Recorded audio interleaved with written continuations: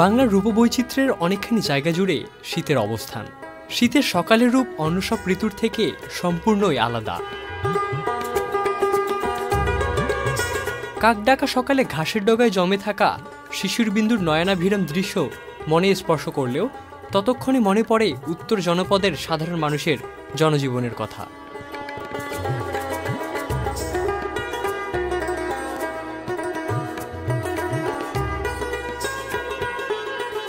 উত্তর দিগন্তে হিমালয়ের বরফচূড়া থেকে ছড়িয়ে পড়া হিমশীতল নিঃশ্বাস, এটা শীত ঋতুর একটা সাধারণ চিত্র। হিমেল বাতাসে সকাল থেকে সন্ধ্যা পর্যন্ত কাঁপতে থাকে শীতার্ত মানুষ ও পশু পাখি।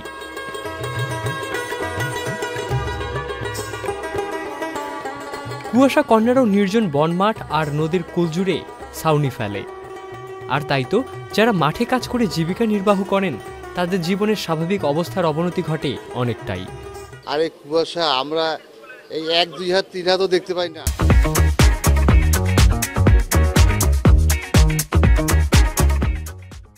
রিক্সা এবং ভ্যান চালিয়ে যারা পরিবার চালান তারা বেশ হিমশিম খেয়ে যান অর্থ উপার্জনে। ঠান্ডা, এই ঠান্ডার জন্য ঘর বাড়ি থেকে বাইরে যাচ্ছে না, রাস্তাঘাটে কামাই কাজ নাই, সামনে দেখাও যাচ্ছে না কিছু, বুঝছেন? এইরকম অবস্থা। ঋতুর পালা বদলে পঞ্চম ঋতু শীত উত্তর জনপদের জন্য একটি কষ্টের নাম। একটু গরম কাপড়ে শীত নিবারণের চেষ্টাও মাঝে মাঝে বাধা হয়ে দাঁড়ায়। এতে শিশু ও বৃদ্ধরা বেশ অসুস্থ হয়ে স্থানীয় মেডিকেল কলেজে চিকিৎসারত অবস্থায় থাকেন। ঠান্ডার কারণে আর কি ঘেরঘেরি কাশ, সর্দি, জ্বর এগুলো হয়ে গেছে। তো শীত বাড়ার কারণে ডায়রিয়া ওয়ার্ডে এখন বাচ্চাদের সংখ্যা বেশি।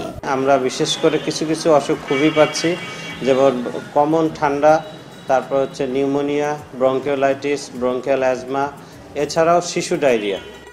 শীত অনেকের কাছেই একটা বিলাসী জীবন মনে হলেও গরিব অসহায় মানুষের কাছে একটি দুর্বিষহ ঋতু।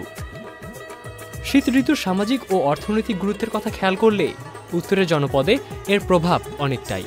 আমরা ঘর থেকে বেরোলেও হিমল বাতাস এবং আমাদেরকে পর্যদুস্ত করতেছে। ইবনে সাইদ অঙ্কুর, চ্যানেল আই।